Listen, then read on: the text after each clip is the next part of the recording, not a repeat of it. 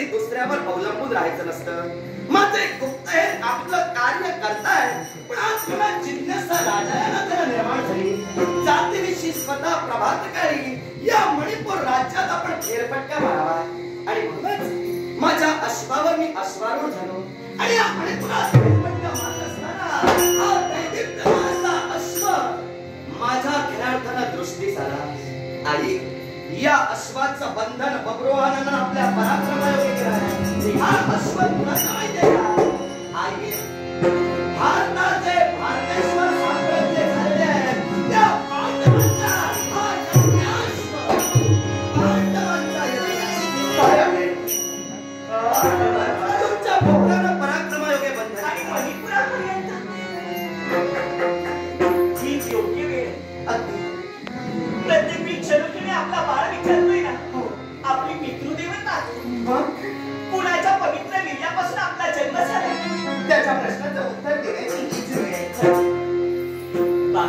आई, तुम्हालाही खऱ्या अर्थानं आश्चर्य वाटलं असेल, पण त्याबरोबर तुमच्या पुत्राचे हे पराक्रम पाहून तुमच्या मनात समाधानही झालं असेल, आनंद झाला। दोघांच्याही चेहऱ्यावर ओसंडून वाहणारा समाधान पाहून बब्रुवाहन खऱ्या अर्थानं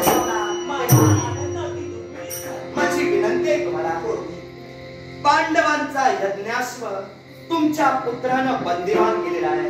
अर्थात वीरत्वाला डांगण्या देण्यासारखे शब्द अगदी स्वर्णाक्षरानं त्या पांडवांनी पत्रिकेत नमूद केलेले आहे। म्हणजे बाळ अश्व निस्ता अश्व नव्हता, मुळीच नाही। अश्वाच्या मस्तकावर कणक पत्रिका होती, जयपत्र रे, आणि ते जयपत्र ती कणक पत्रिका तू रेखाटलेली वाचनाचं कर्तव्य केलं।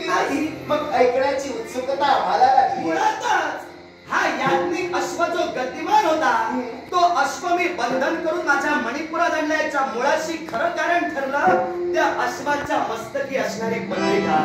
पत्रिकेचा भाग काय होता माहितीये का? ऐका, युधिष्ठिरे मांडला स्त्रियाग, त्या निमित्ते सोडिला हा कुरंग, भारत रक्षणासी असे साम्यताचा श्रीरंगाधिकारी, जो रूपसे बलाढ्य पूर्ण देण्याच्या धर्माला शाप करणं युद्ध कर दे अर्जुनाने सोनाली न होई यासी एक खरे त्यानं करभार खंडणीसह ताकदीत पूर्ण घेऊन पांडवांची शरण जावे। अर्थात आई, वीर मातेचा मी वीर पुत्र आहे, म्हणून वीरास्त्री सर्वांगाच्या ठिकाणी जागृत होऊन त्या अश्वाचं मी बंधन केलेलं आहे। तेव्हा पुढे मी काय करावं याचं मार्गदर्शन तुम्ही मला करावं।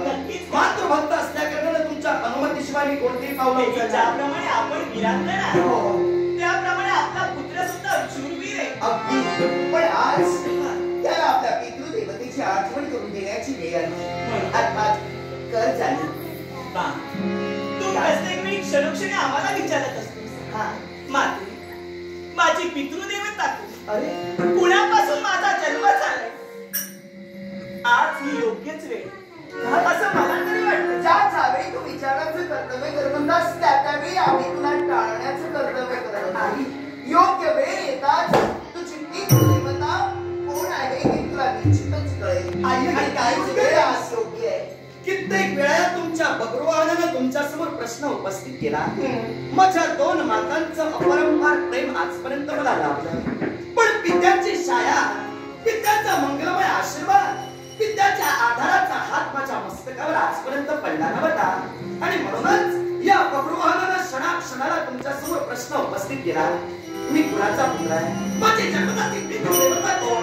त्यावेळी तुमच्या मुखातून शब्द बाहेर पडले, बाळ बब्रू, योग्य वेळेत तुमच्या प्रश्नाचं उत्तर तुला दिलं जाईल। ती वेळ आज आलेली आहे आणि हीच योग्य वेळ आहे असं मला कर्ण माझे उत्सुक झाले। आई, बोल बोल, मी कुणाचा पुत्र आहे?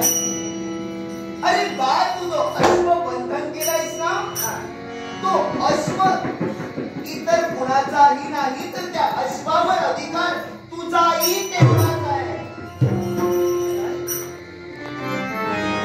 जो पांडवांचा यज्ञाश्व आपल्या पराक्रमायोगे बब्रुवाहनानं बंधन केला, त्या अश्वावर साम्राज्य स्थितीचं अनुकरण करता जर पाहायचं झालं तर पांडवांचा अधिकार आणि पांडवांचं धर्मकार्य, मग त्या धर्मकार्यात त्या अश्वावर माझाही अधिकार होय। म्हणून माझा संभ्रमानं पांडवांचं धर्मकार्य म्हणजे ते तुझंही धर्मकार्य आहे।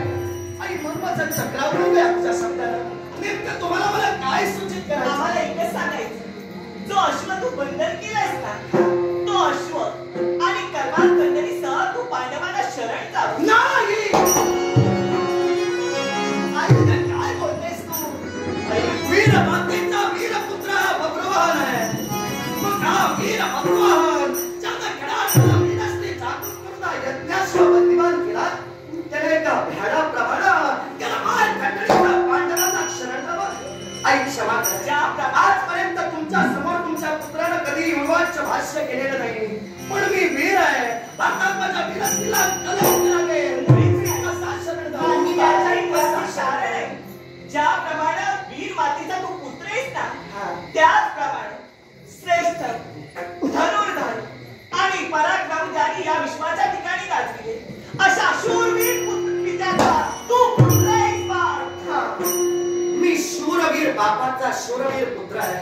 मग माते मलाच सांगा, मी जर एका शूरवीर बापाचा पुत्र असेल, मी वीर मातेचा वीरनंदन असेल, मग हा वीरनंदन जर पांडवांना भ्याडाप्रमाणे शरण गेला तर माझ्या पुत्राबरोबर तुम्हालाही तो कलंक नाही. बाळे सत्य, पण तो अश्व कुणाचाही माहिती. कुणाचा? पांडवांचा अश्व आहे.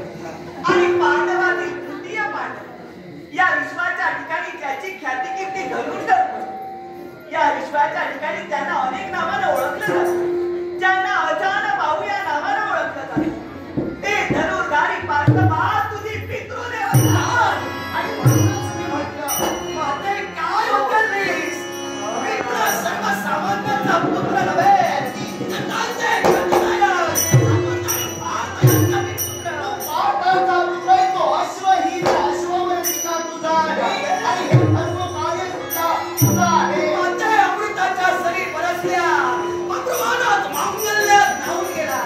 मित्र सर्वसामान्यांचा पुत्र नव्हे, धनुर्धारी पांडवांचा विनंदन आहे. हे जबरदस्त पराक्रमाचा ऐका. मी मकऱ्याकडे पांडवांचा पुत्र आहे. धनुर्धारी पांडवांचा पुत्र आहे. होय, अंगणाची तुझा शांत झाली निघाला. माझ्या पितृदेवतेचं नाव ऐकलं.